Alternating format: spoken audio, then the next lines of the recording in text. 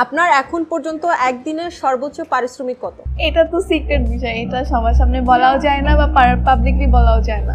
একদিনের পারিশ্রমিক আমি বলতে পারবো না, তবে মান্থলি বলতে পারি। মান্থলি ফ্যামিলি রিলেটিভস সবার থেকে অনেক নোংরা কথা শুনেছি, তারপরে মা বাবাদের থেকে অনেক নোংরা কথা শুনেছি, বাবার হাতে মার খেয়েছি। আপনারা দেখছেন স্টার গল্প এক্সট্রা, স্টার গল্পের নতুন পেজ, যেখানে থাকবে নতুন কিছু। সো সাথেই থাকুন। আপনি তো খুব অল্প বয়সে পরিচিতি পেয়েছেন, খুবই অল্প বয়সে। আপনার এখন পর্যন্ত একদিনের সর্বোচ্চ পারিশ্রমিক কত?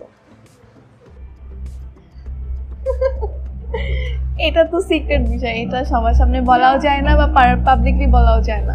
এটা কিন্তু খুব আপনি প্রাউডলি বলতে পারেন, আপনাকে দেখে সবাই ইন্সপায়ার হবে যে এই মেয়েটা এত ছোট হয়ে একদিনে এত হাজার টাকা ইনকাম করছে। একদিনের পারিশ্রমিক আমি বলতে পারবো না, তবে মান্থলি বলতে পারি। মান্থলি এমনও হয়েছে লাস্ট মান্থে আমার বলাটা ঠিক হবে কিনা জানি না, 1.5 লাখ টাকা হয়েছে ইনকাম। আলহামদুলিল্লাহ 1.5 লাখ টাকা ইনকাম হয়েছে আলহামদুলিল্লাহ, সবকিছু মিলিয়ে।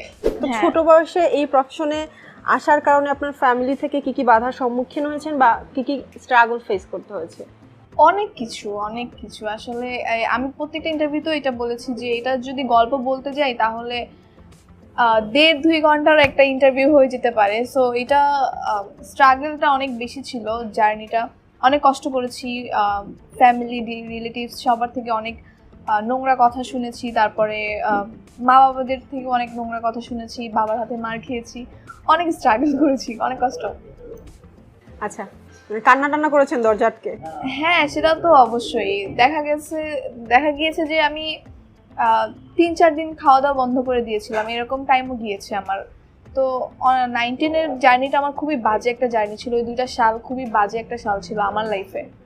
তাও নিজের প্রতি এত দৃঢ় প্রতিজ্ঞা যে বদ্ধ যে আমি কাজ করবই, মানে এই জিনিসটা মাথায় ঢুকেছিল আপনার? আমি না ছোটবেলা থেকেই অনেক বেশি জেদি, আসলে ওই জেদটাকে কাজ করে এত দূরে আসতে পারছি। আপনাকে দেখতে তো বাচ্চা বাচ্চা লাগে, বাসা থেকে বলে নাই তুমি বাচ্চা? না, এখন ব্যাপারটা কেমন হয়ে গেছে বললাম না, যে যখন ইনকাম করতাম না তখন ফ্যামিলির সাইড থেকে এই সাপোর্টটা কখনোই দেয় নাই, অনেক স্ট্রাগল করেই আসছি।